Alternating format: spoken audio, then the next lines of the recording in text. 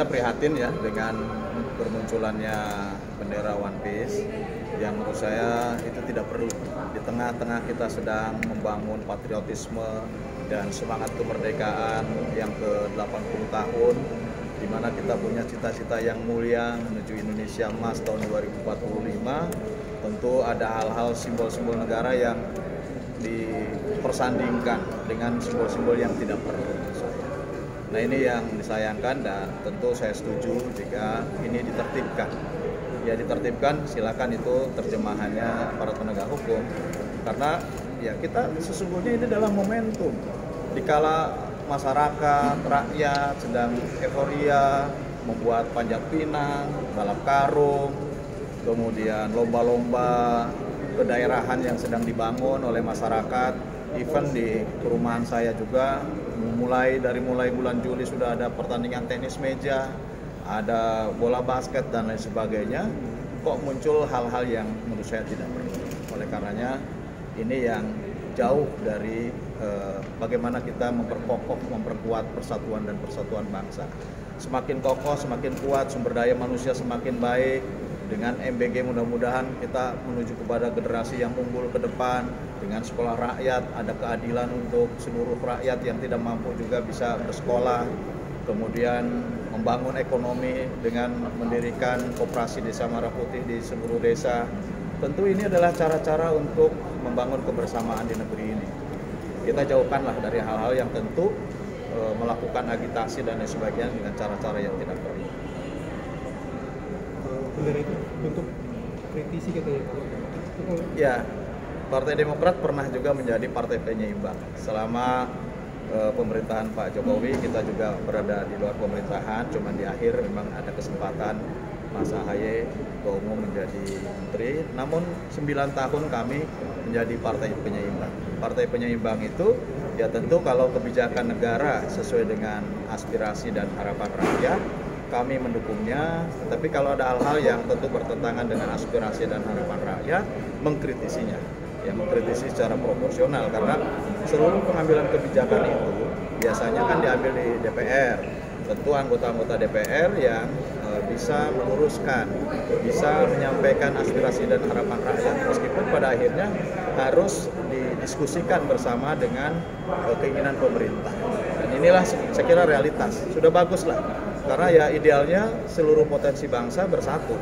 Seluruh potensi bangsa memiliki tujuan yang sama. Ya meskipun dengan pemikiran, ide, gagasan yang berbeda-beda, tetapi tujuannya harus sama. Jadi menurut saya sudah benar dan konsep itu pernah juga Partai Demokrat lakukan selama 9 tahun. Pak, tapi ini kan yang lagi belakangan jadi perbincangan ini kan soal kemungkinan gabungnya PDIP ke dalam kabinet gitu. Kalau dari Demokrat sendiri apakah setuju atau seperti apa? Penetapan kabinet ya itu hak prerogatifnya presiden. Jadi selama bahwa presiden menetapkan pilihan-pilihan itu ya kita hormati karena itu hak prerogatifnya. Nah, oleh karenanya tidak bisa kemudian dipertentangkan dengan pihak-pihak lain. Ya, ini menjadi hak prerogatif presiden. Dan tentu saya katakan semakin solidnya seluruh potensi bangsa, partai-partai politik memiliki satu tujuan yang sama bersama dengan pemerintah, saya kira akan semakin baik dan akselerasi untuk mencapai tujuannya akan lebih terukur. Ini keputusan pemisahan pemilu digugat lagi ke MK. MK diminta untuk membatalkan putusan tersebut dari Demokrat. Demokrat itu sedang mengkaji, mendalami ya. Ketua Umum sudah memberikan instruksi kepada kami bahwa untuk mendalami situasi ini, kemudian hal-hal yang sifatnya teknis dan non-teknis, kemudian dari sisi peraturan perundang-undangan, kemudian bagaimana juga menggali dari Undang-Undang Dasar sebagai landasan utama konstitusi kita. Ini sedang kami dalami terus dan tentu pada akhirnya nanti akan kami bicarakan bersama dengan fraksi-fraksi lain DPR. Toh pada akhirnya nanti yang akan menentukan apakah hasil keputusan MK ini sesuai tidak dengan perundang-undangan, tentu nanti akan sangat ditentukan oleh hasil undang-undang yang nanti akan dihasilkan di DPR. Sebenarnya konsep MK membatalkan sendiri, apakah itu termasuk MK tidak konsisten? Kita tidak perlu berandai-andai. Ya. Kami pahami bahwa keputusan Mahkamah Konstitusi itu adalah final and binding. Nah, atas keputusannya ya tentu kami memahami ini final and binding. Nah, atas keputusan ini kami mendalami dan kita tunggu saja sampai nanti pada akhirnya ada produk undang-undang yang tentu apakah ini sejalan sepenuhnya dengan apa keputusan MK ataukah kemudian mungkin sebagiannya atau barangkali ada keputusan-keputusan lain.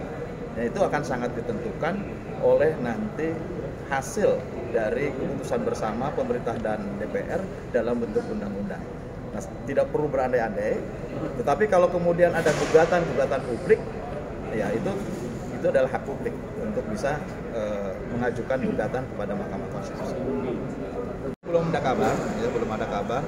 Kita tunggu nanti kalau sudah ada kabar dari beliau nanti kami sampaikan kepada publik.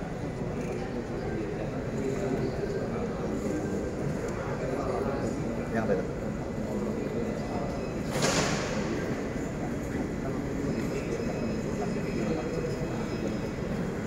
Kan itu kami sudah anggap selesai ya. Pak Jokowi sudah menyampaikan bahwa Pak SBY adalah negarawan yang baik, tidak pernah terlibat dalam urusan persoalan banyak pihak yang sekarang membicarakan tentang jasanya Pak Jokowi. Saya kira ya menurut saya sudah selesai. Dengan pernyataan Pak Jokowi sudah selesai dan tentu proses lainnya ya tentu di luar daripada urusan kami, di luar daripada urusan kami.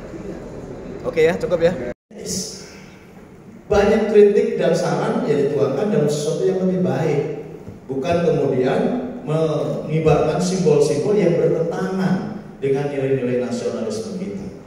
Nah, saya kira ini juga harus kita koreksi bersama, dan kalau kemudian aparat penegak hukum siapapun menegakkan hukum dengan keras ya wajar. Ini bendera kan sakral ya, dengan cara ini yang bendera merah putih itu lahir dari sebuah nilai-nilai perjuangan darah dan air mata. Mereka dulu para pahlawan rela mengorbankan jiwa dan raganya, tidak pernah takut mati.